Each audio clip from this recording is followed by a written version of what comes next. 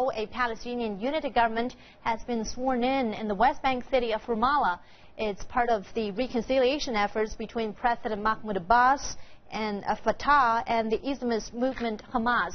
And for the very latest on that, let's talk to our correspondent Michal Bardavid. She's joining us live from Tel Aviv.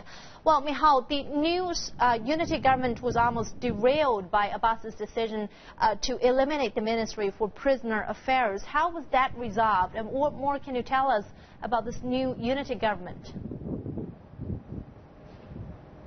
Well, first of all, the fact that there was a last-minute dispute shows us that there are still many challenges ahead for the unity government between Hamas and Fatah. For now, how they resolved it, they said that the prisoners minister would continue to function for the time being, and Prime Minister Rami al-Hamdallah would be in charge of that ministry. This is only for now. It's not clear what will happen to the Ministry of Affairs, to the Prisoners Affairs Ministry from then on. Now, the fact is that this is a major step forward for the Palestinians. Hamas and Fatah, they both needed each other at the moment. Hamas needed financial aid as they're facing sanctions from Israel. Abbas needed a political accomplishment as they had recent failed talks with Israel.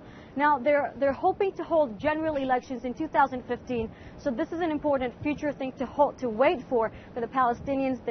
All of the citizens, the Palestinian citizens, are very excited about the fact that there is finally a resolution between the two parties. Of course, there are also many challenges ahead. First of all, Hamas never recognizes Israel, and Abbas has promised that they will recognize Israel, that they will denounce violence against Israel. So these will be the main challenges ahead for the new unity government. Well, Michal, we know that Israel seems thoroughly opposed to the Palestinian unity. So tell us more about the reaction from Prime Minister Netanyahu.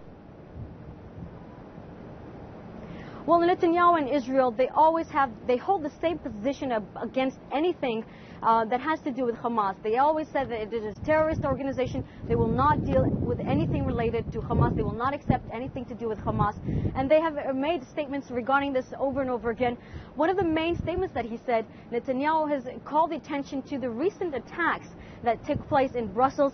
He said that it is strange that European countries which condemn the attacks that took place, the anti-Semitic attacks that took place in Brussels, and now these countries are making friendly comments towards a unity agreement with Hamas, a terrorist organization that he says carries out such attacks. So Netanyahu has called the attention of the European countries to the fact that Hamas is always and will be a terrorist organization, and that they're making friendly comments towards them. And first of all, he says that he's welcoming and urging global support not to recognize this unity government. And he has the backing of the United States, with U.S. Secretary of State, who has said that for now they will not immediately recognize this unity government.